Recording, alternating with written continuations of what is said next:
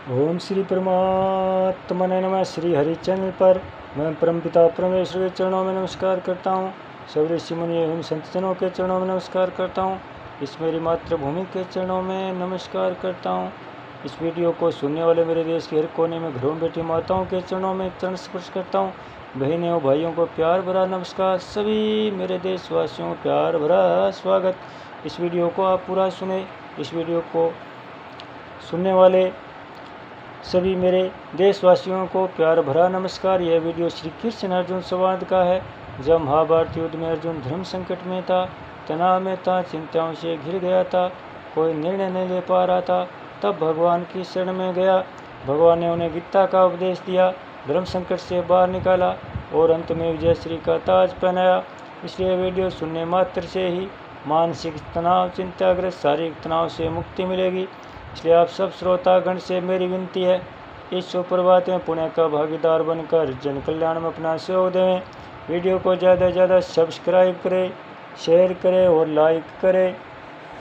अब आगे क्या कह रहे हैं भगवान कि जब दो गुणों को दबाकर एक गुण बढ़ता है, तब उस बड़े गुण के क्या लक्षण होते हैं, उसको बताने के लिए पहले बढ़े हुए सत्वगुण के लक्षणों का वर्णन करते हैं।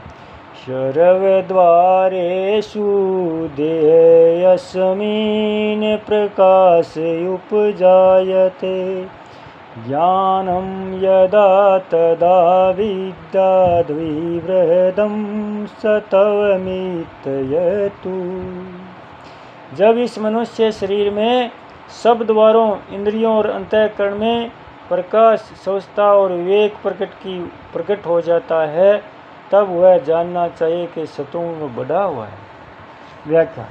सर्वद्वारेषु देहयस्मिन् ज्ञानं यदा, कि जिस समय रजोगुणी और तमोगुणी वृत्तियों को दबाकर सत्वगुण बढ़ता है, उस समय संपूर्ण इंद्रियों में तथा अंतःकरण में स्वस्थता, निर्मलता प्रकट हो जाती है।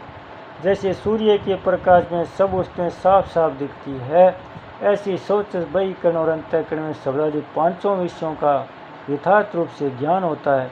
मन से किसी भी विषय का ठीक ठीक मनन चिंतन होता है। इंद्रियों और अंतःकरण में शौचता, निर्मलता होने से सत्य क्या है और असत्य क्या है, कर्तव्य क्या और अकर्तव्य क्या है, लाभ किसमें और हानि किसमें है, हित किसमें और अहित किसमें, आदि बातों का स्पष्टतया ज्ञान विवेक हो जाता है। यहाँ देहयस्मिन् करने का तात्पर्य है कि सत्वगुण के बढ़ने का अर्थात बहिकरण और अंतःकरण में स्वस्थता, निर्मलता और विवेक शक्ति प्रकट होने का अवसर इस मनुष्य शरीर में है, अन्य शरीर में नहीं है, अन्य शरीरों में नहीं है।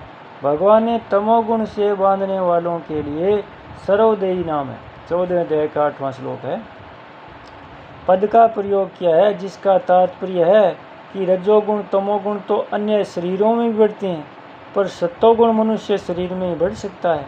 अतः मनुष्य को चाहिए कि वह रजोगुण और तमोगुण विजय प्राप्त करके सत्वगुण से भी ऊंचा उठे, और इसी में मनुष्य जीवन की सफलता है। भगवान ने कृपा पूर्वक मनुष्य शरीर देकर इन तीनों गुणों पर विजय प्राप्त करने का पूरा अवसर, अधिकार, योग्यता, सामर्थ्य, स्वतंत्रता दी है।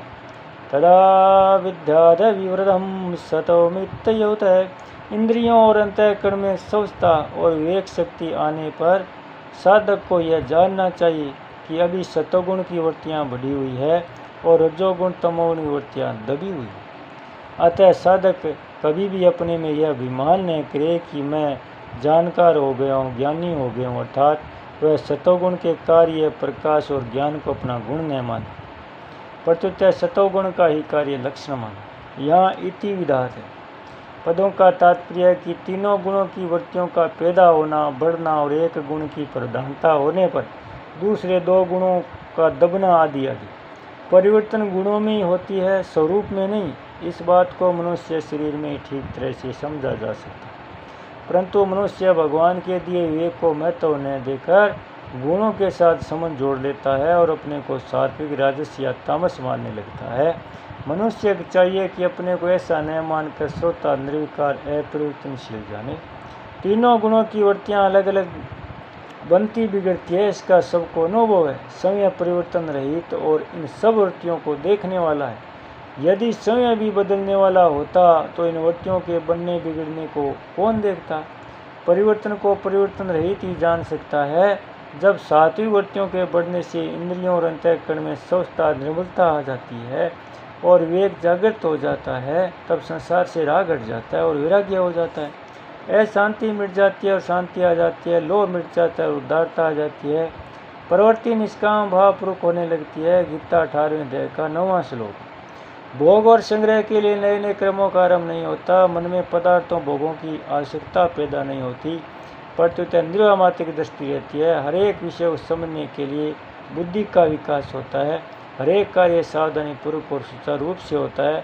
कार्य में भूल कम होती है, कभी भूल हो भी जाती है तो उसका सुधार होता है। लापरवाही नहीं होती, सत्य असत्य करते हुए विवेक स्पष्टता जागृत रहता है। अतः जिस समय सात्विक वृत्तियाँ बड़ी हो उस समय साधक को विशेष रूप से भजन ध्यान आदि में लग जाना चाहिए। ऐसे समय में किए गए थोड़े से साधन से भी शीघ्र ही बहुत लाभ हो सकता है। परिशिष्ट भाव है कि प्रकाश और ज्ञान दोनों में भेद है। प्रकाश का अर्थ है इंद्रियों अंतःकरण में जागृति अर्थात रजोगुण से होने वाला मनोराज्य का तथा तमोगुण से होने वाला निंद्रा आलस्य और प्रमाद का नया ऊपर शौचता होना। ज्ञान का अर्थ है विवेक अर्थात सत्य असत्य करते हुए नित्य अनित्य ग्राह्य त्याज्य आदि का ज्ञान होना। बोलिए श्री कृष्णचंद्र भगवान की जय हो, भगत और भगवान की जय हो, सत्य सनातन धर्म की जय हो। ओम श्री परमात्मने नमः। श्री हरिचंद्र पर